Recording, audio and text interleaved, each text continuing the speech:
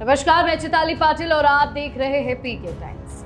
बाड़मेर में पूर्व विधायक मेवाराम जैन से जुड़े आपत्तिजनक पोस्टर प्रकरण में आखिरकार पुलिस ने बड़ा खुलासा कर दिया। इस मामले में 7 आरोपियों को नामजद किया गया है, जिनमें बायतू विधायक और वरिष्ठ कांग्रेस नेता हरीश चौधरी के करीबी माने जाने वाले जिला परिषद सदस्य केराज राम हुड्डा, अशोक कुमार नारायण, जसराज, गिरधारी लाल, श्रवण पेरऊ और अशोक लूनवा के नाम शामिल हैं। पुलिस के अनुसार ये पोस्टर बालोतरा की न्यू मारवाड़ प्रिंटिंग प्रेस से छपवाए गए थे।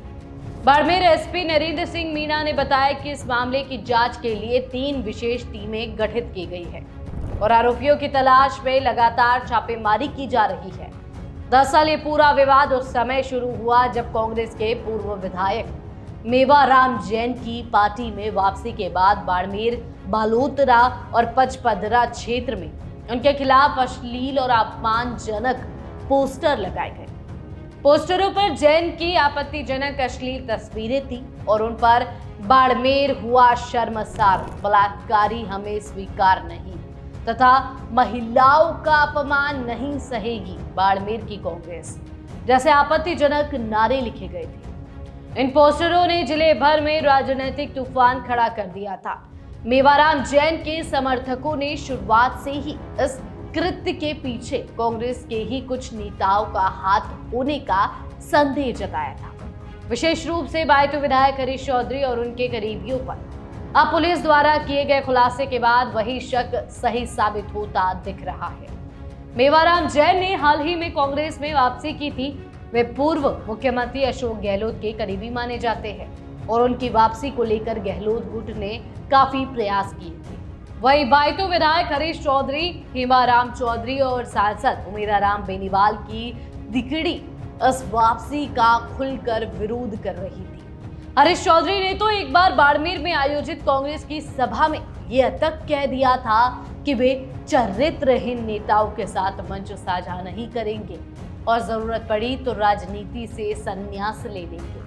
अब जब उन्हीं के करीबी इस पोस्टर कांड में नामजद हुए हैं तो विपक्षी दल और सोशल मीडिया पर लोग उन्हीं के पुराने बयान को लेकर उन्हें घेर रहे हैं और इस्तीफा देने की मांग कर रहे हैं।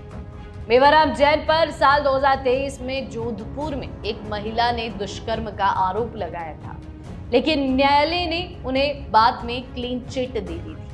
उसके बाद कांग्रेस ने उनका निलंबन समाप्त करते हुए उन्हें फिर से पार्टी में शामिल कर लिया।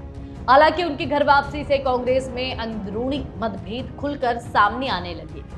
गहलोत की ओर से ये वापसी संगठन में एकता का संदेश देने के लिए की गई थी, जबकि स्थानीय स्तर पर हरीश चौधरी गुट से अपनी राजनीतिक पकड़ पर सीधा हमला मान रहा था।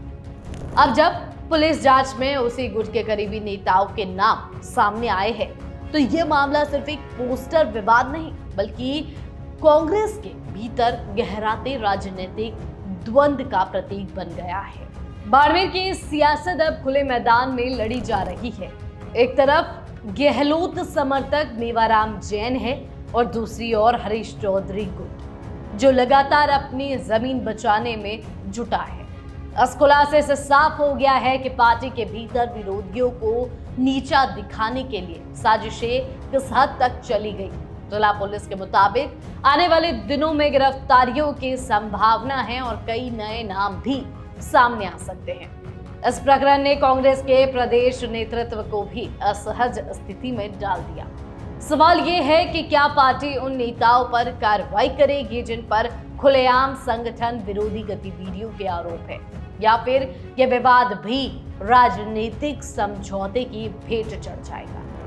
बाड़मेर के राजनीतिक गलियारों में इस समय एक ही चर्चा है, आखिरकार शक की सुई वही घूमी जहां शक था।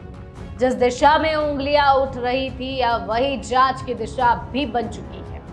इस प्रकरण ने यह साबित कर दिया कि बाड़मेर की राजनीति सिर्फ विचारों की नहीं बल्कि वर्चस्व की लड़ाई बन चुकी है और इस बार मैदान में दांव पर है कांग्रेस की साख। क्या लगता है आपको? कमेंट करके जरूर बताएं और देखते रहिए पीके टाइम्स, क्योंकि हम आपकी आवाज है, आपका भरोसा है और आपसे जुड़े हुए हैं। नमस्कार। मरुधरा से खुद को जोड़ने के लिए सब्सक्राइब करें और बने रहें पीके टाइम्स के साथ।